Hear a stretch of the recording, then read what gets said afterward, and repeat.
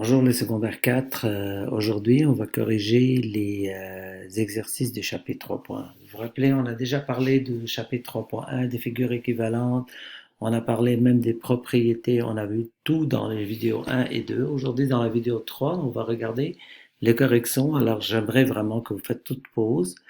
Allez à la page 143, avant de faire pause, allez à la page 143, ouvrez votre manuel, comme ça vous allez suivre avec moi. Alors s'il vous plaît, si vous n'avez pas votre manuel, mettez pause, allez chercher le manuel, ouvrez à la page 143, on va regarder la correction du numéro 1 et 2, mais j'aimerais vraiment commencer avec le 2, car le 1, c'est des réponses qui peuvent être variées, alors chacun peut avoir ses réponses et c'est pas dur, je vais vous montrer tantôt dans le corrigé. Mais la question numéro 2, il vous parle d'un rectangle qui vous donne, si vous regardez tous à la page 143, s'il vous plaît, euh, il vous dit soit un rectangle A, B, C, D ci-dessous, il va vous donner des mesures. Alors, il vous donne ici 10 centimètres et ici la largeur c'est 5. Alors, 10 et 5. Après, il vous dit, calculez les dimensions d'un triangle équilatéral, d'un carré et d'un cercle ayant tous le même périmètre que ABCD. Faites attention, c'est pas équivalent, même périmètre. Ça veut dire, si vous voyez le ruban vert, on a utilisé le même ruban vert, même longueur, pour faire le rectangle, le triangle, le carré et le cercle. Ils sont pas équivalents. Pourquoi ils sont pas équivalents? Quelqu'un va dire, mais ils ont le même périmètre, car ils sont figures à deux dimensions. On ne peut pas parler d'équivalent pour deux dimensions. N'oubliez pas ceci, ils sont pas équivalents. Alors, on parle d'équivalent juste lorsqu'on a des figures à deux dimensions, ça veut dire même aire, si à trois dimensions, même volume, et à une dimension, même périmètre. N'oubliez pas, s'il vous plaît, ceci. Alors ici, ils ont le même périmètre. Alors laissez-nous calculer le périmètre ici. Le périmètre ici, ça va être 5 plus 10 fois 2, 2 fois. Alors ça va être 30 centimètres. Alors 30 centimètres, c'est le contour qu'on a utilisé pour faire ce rectangle. Alors avec le même 30 centimètres, on a fait ce triangle équilatéral. Si le périmètre ici est 30, ça veut dire que chaque côté égale à 30 sur 3 égale à 10, car c'est trois côtés qui sont égales. Alors 10, 10, 10. Il me demande de trouver l'air. Il y a plusieurs façons de trouver l'air. Là, écoutez, quelqu'un me dira, est-ce que je peux utiliser théorème de Héron? Oui, je peux utiliser théorème de Héron, car vous avez les trois côtés. Quelqu'un dit, je peux utiliser la trigonométrie pour savoir cet angle? Vous vous rappelez, on pourrait trouver l'angle avec la trigonométrie, avec la loi de cosinus, après faire côté fois sinus de l'angle divisé par 2. Ou quelqu'un me dit, monsieur, est-ce que je peux vraiment tracer la hauteur? Ok, mais tu n'as pas la hauteur, mais monsieur, c'est pas dur, car ça devient 5, car c'est un triangle équilatéral. Alors je peux faire théorème de Pythagore, je peux dire 10 au carré, moins 5 au carré, au plus désolé, peut-être, non, ça serait mieux de faire moins 5 au carré, car vous voulez appliquer le théorème de Pythagore, alors vous faites 10 au carré, moins 5 au carré, et là, vous pouvez vraiment, je vais effacer tout ça, ok, alors si vous faites 10 au carré, moins 5 au carré, ça va vous donner la hauteur au carré, ce qui est hauteur est égal à racine de 75. Alors vous avez la hauteur, alors tout ce que vous devez faire, vous avez la base, alors ça va être hauteur fois base divisé par 2, ça vous donne l'air. Si vous remarquez, l'air ici c'est 30.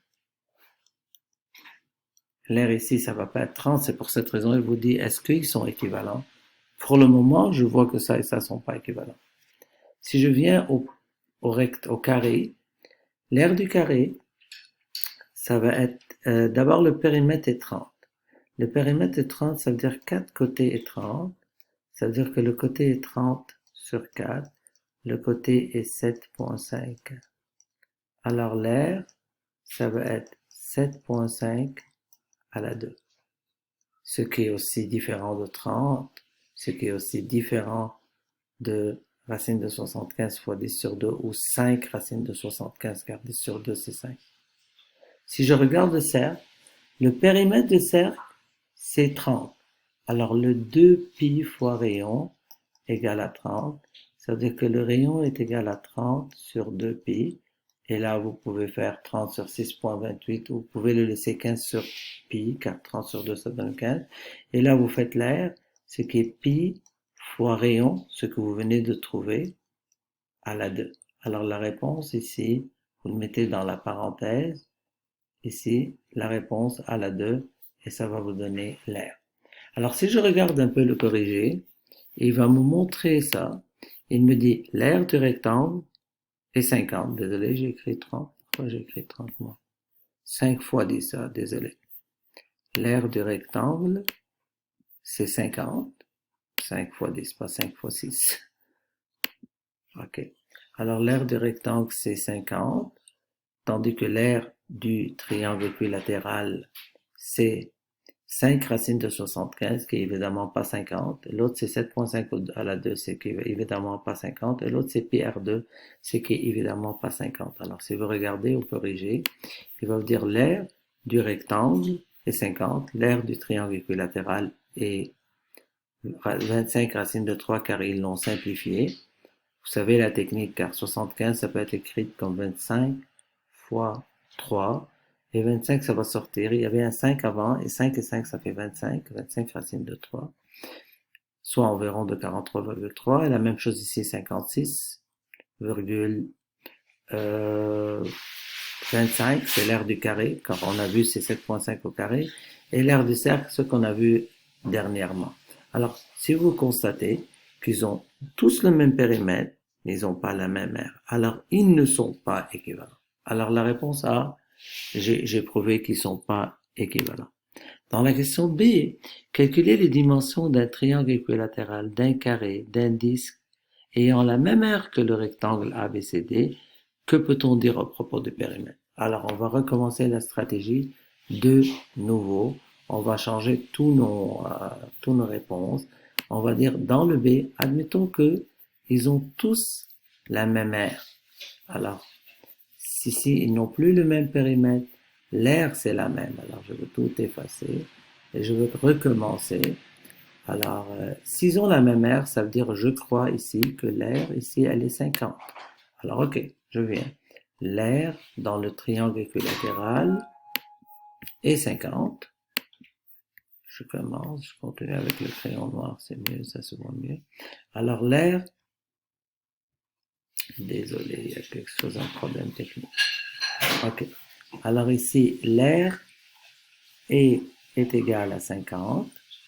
Alors, le principe que vous devez savoir que il n'y a plus le 10, 10, 10, car on ne parle pas du même périmètre. Faites attention. Alors l'aire, ça va être hauteur fois base. Alors si ça c'est C, ça va être C sur 2.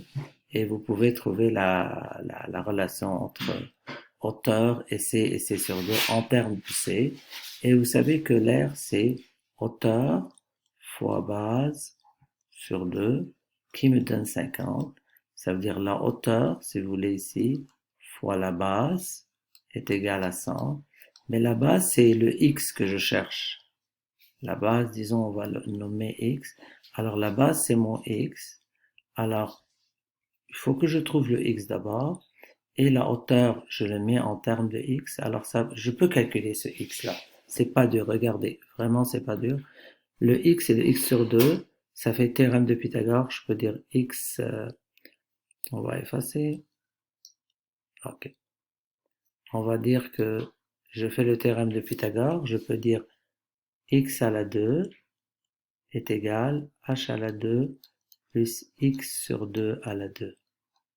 Alors vraiment, je peux dire c'est x2 sur 4. Alors x2 moins x2 sur 4 est égal à h2. Ça veut dire que 3 quarts. Pourquoi 3 quarts? Car 1 x2 moins 1 quart de x2 est égal à h2.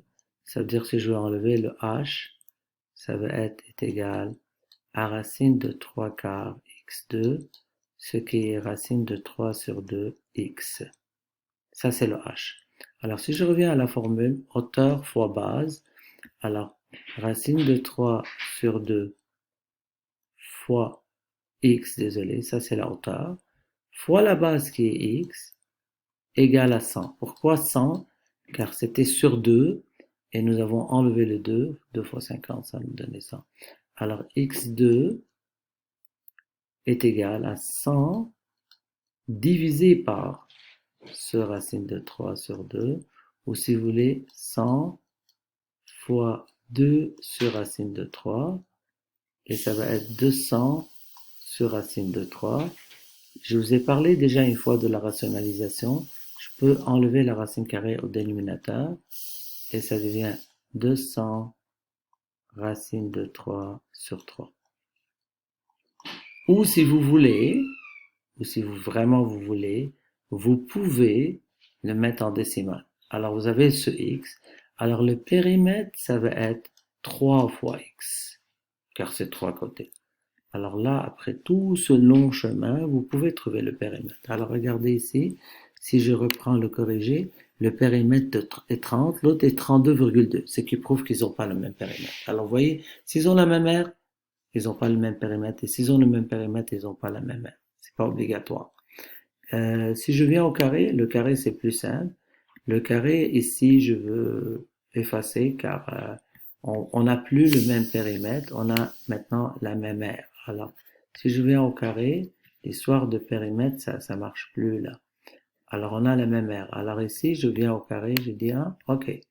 Alors, le côté, je le connais pas, disons c'est x, mais je sais que, je suis sûr et certain, que l'aire est 50. Alors, x à la 2 égale à 50. C'est beaucoup plus simple avec le carré. Alors, x égale à racine de 50. Alors, le périmètre, c'est 4 fois les côtés. 4 racines de 50. Alors, si vous regardez, le périmètre de carré, c'est 4 racines de 50, ou si vous voulez, 20 racines de 2. Pourquoi 20 racines de 2? Car 4 racines de 50, c'est le 50 ici, ça peut devenir un 25.